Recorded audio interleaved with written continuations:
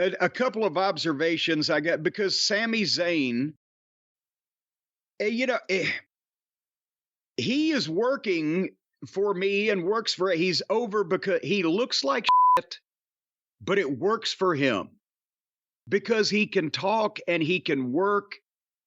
And as a baby face, he's one of them. Look, everybody in the audience looks like shit too, right?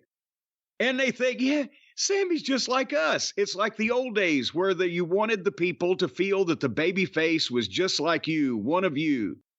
Eddie Marlin, classic example. Sami Zayn is a modern day Eddie Marlin. But that breeds a familiarity with a lot of people who don't understand. You can have one of these, but you can't have 10 of them, or it just kills the whole thing. And everybody can't look like shit and still be a star. It has to be someone who can also talk and work and has some level of understanding of how to put a match together and psychology. And so Sammy is an overachiever, but it's like when Mick Foley took all the bumps, or it's like any time that somebody gets over that looks outside the box. Steen gave hope to 1 million fat people, right? But they ignore what the special part of it is, and that there can only be a very few of those individuals, or elsewise it's not different and it just doesn't work. Does that make any sense?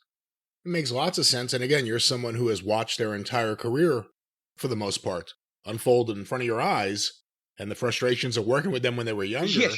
So it makes a lot of sense. And hearing it from you, it makes a lot of sense. Yeah. I never said he couldn't work. I just said he and his partner were a pain in the ass. Hey, speaking of his body, as you just said that before, you insulted him, saying he looks like shit. Yes. I started thinking, what does he look like? Is his physique really that much different than Moxley's?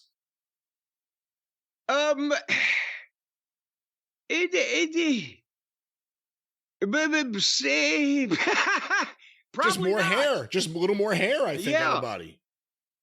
The red hair kind of, I don't know, maybe Moxley's got a bigger ass. I've never looked at his ass. I couldn't tell you. Well, anyway, but Sammy is interacting with Chad Gable, who I'm loving again. You know, since he's been more serious and he's showing his athletic ability and he's become a heel and he's quit with the shoosh and the whole 9 yards. But he's still with Otis. I can see, because the people like Otis, and whenever they're doing the old deal where the babyface is a simpleton who's being abused by a smart aleck heel, and one of these days, like on Planet of the Apes, he's going to say no. And that always works if the simpleton babyface is over, which Otis is. And they want to see Gable get it from him. It's going to work. Yes. But with the other two, Model Girl, she looks like she's either a hostage or a Stepford wife. She just scared and confused constantly. And Tozawa, that to me is screaming undercard silly, isn't it? Just even the visual, much less the interaction. I think what they're doing, and I could be wrong, is they're shedding him of all of this. They're just not doing it right away. And they're doing it at the WWE pace. But it's working because he's so much more serious now. And it's not just in the ring. He's one of these guys, like, it's almost like watching old Mid-Atlantic or something. He's dressed nicely when he's not in the ring. And he pulls it off. When you see his face and he starts saying shit, you believe him now.